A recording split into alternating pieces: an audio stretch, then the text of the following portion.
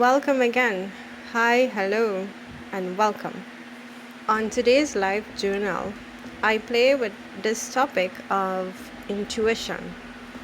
Intuition. Inner tuition. I now ask myself, what is intuition? Or better, I ask myself first, what is not intuition?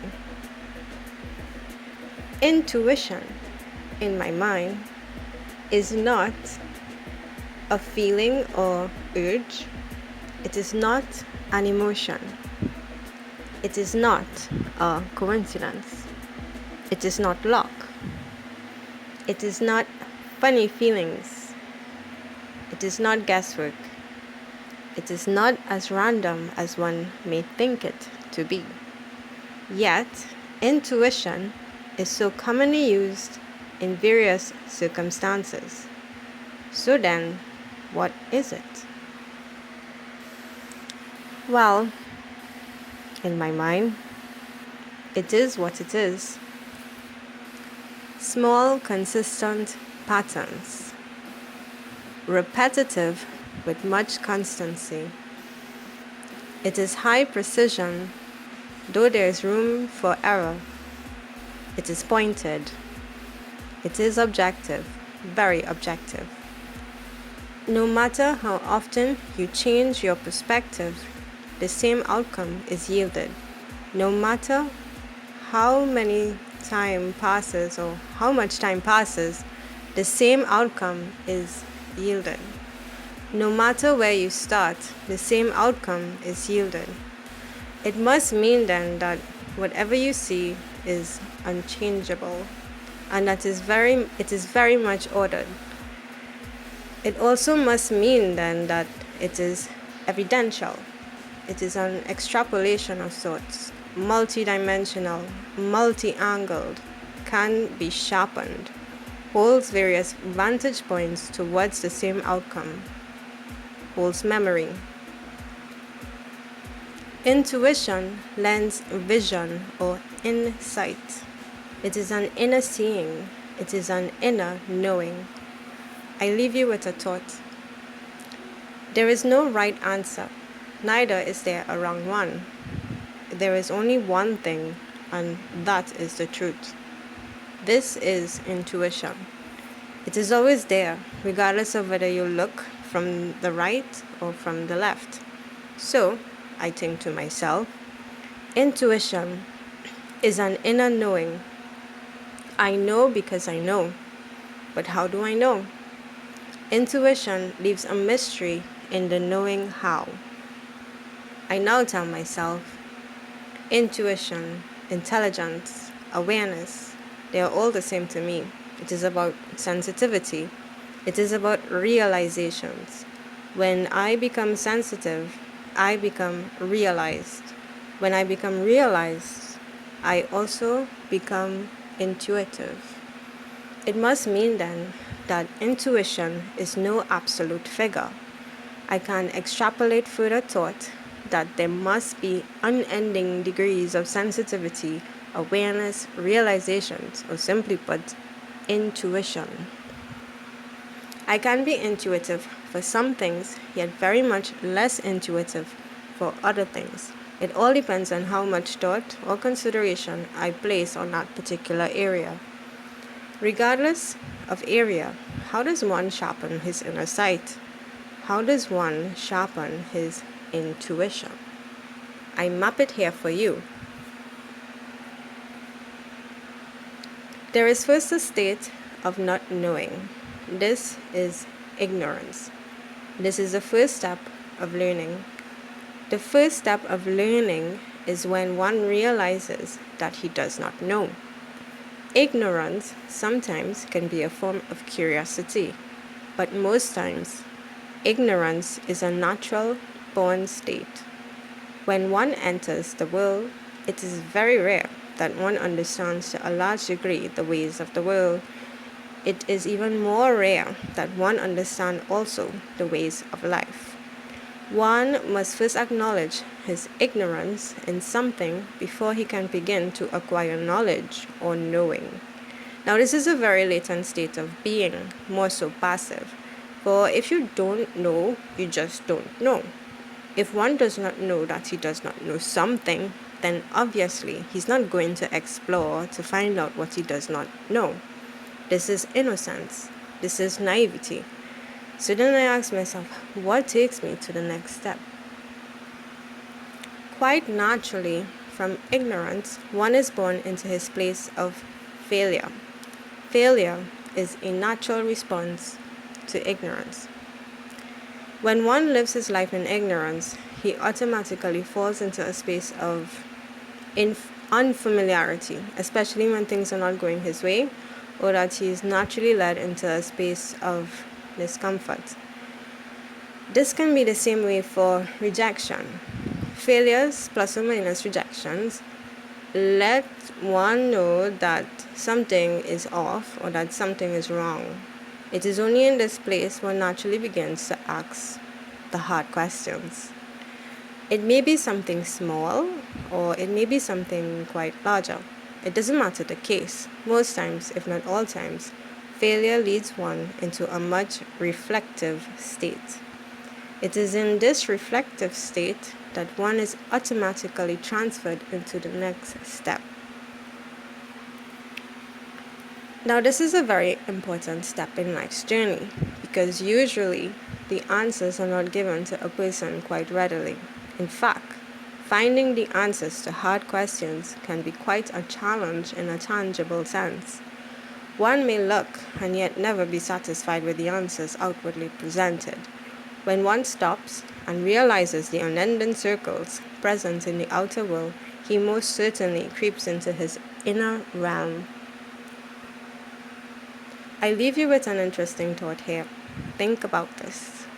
Before any word or words can be read by an audience, that first thought had to be generated in someone's mind. Nothing was first created without a thought, and a thought is not a tangible figure, it is abstract. There is value in abstraction. It is from this place knowing exists. Intuition is not made up. There is an inner teacher there waiting and ready to teach that willing student, if only he be still. There is a whole manual or law inside a person that instructs him on every matter of his life. It is very much his blueprint. Learning, self-learning, increases one's level of sensitivity about himself and the world around him. It is this very place one gains insight. Now this is the last step, sight. How does one gain sight? Sight of what exactly? I repeat myself, there is no right answer, neither is there a wrong one. There is only one thing, and that is the truth. When sight is gained, one actually has won the bigger picture. Heightening sensitivity comes from constant reflection and introspection, allowing the mind thought play. In this special place, there is a book full of lessons learned in one's life, trials, tribulations, and triumphs, and also desires, dreams, and aspirations. So in my journal, I note here that when I speak of reflections and introspection, I also mean to say here meditation. Now, I use meditation in a simple way. When I say meditate, I mean to say focus on, contemplate, study, place further thought or consideration on. Meditation serves to link the outer world with the much infinite inner world. Meditation is the tool used to transport one from a place of limit to a place of limitlessness, expanse, vastness, openness. One need not stay in one spot all of the time just to meditate.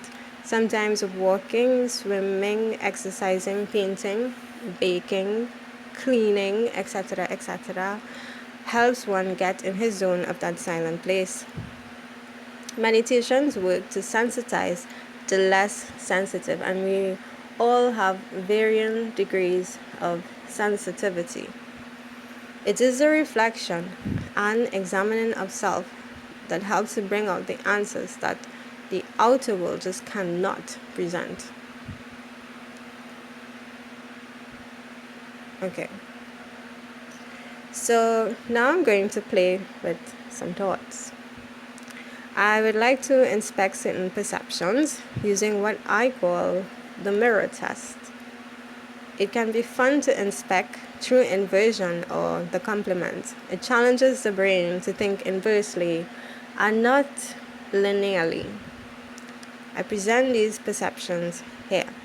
Now, what I'm going to do is read a few statements and then I'm going to play with the words and read its inverse. When I think about its inverse of each statement, I think about how sometimes we are either deceived by our own thoughts or we read sentences in the wrong way. I don't know, I'm just playing with thoughts right now. So I'm just going to read a few sentences here. And yeah, it's just nothing serious, just playful thought. Okay. So, do I stop trying because I fail? Or do I fail because I stop trying?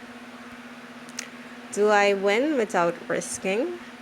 Or do I risk winning? Am I faithfully fearful? Or am I fearfully faithful? Is it going to be one day? Or is it going to be day one? Are obstacles here to crush me? Or am I here to crush obstacles? Do outcomes create me? Or do I create outcomes? Do I passively accept assumptions? Or do I actively test them? Okay, I'm done with my thought play. I move on. So intuition works to complete the picture, looking at the bigger picture to complete the missing pieces, keeping in mind that everything taken into consideration adds back to the number one. Okay, the mystery is lost when one starts adding those missing pieces back into the bigger picture. It is all about addition. It is not to be taken lightly. It is functional, right? There is a specific reason why someone is shown something at a specific point in time. What one is shown on the inside must then start to reflect on the outside. It is only then that this person reaches his functional state of being one. What does this mean tangibly? Well, it does mean that intuition relies less on what one sees and so much more on what one does not see. In closing, intuition or inner teaching is one perspective that may aid one in his mind when it comes to conflict resolution. One only needs to sit with himself, by himself, and allow his inner world to teach him what he does not yet know about himself.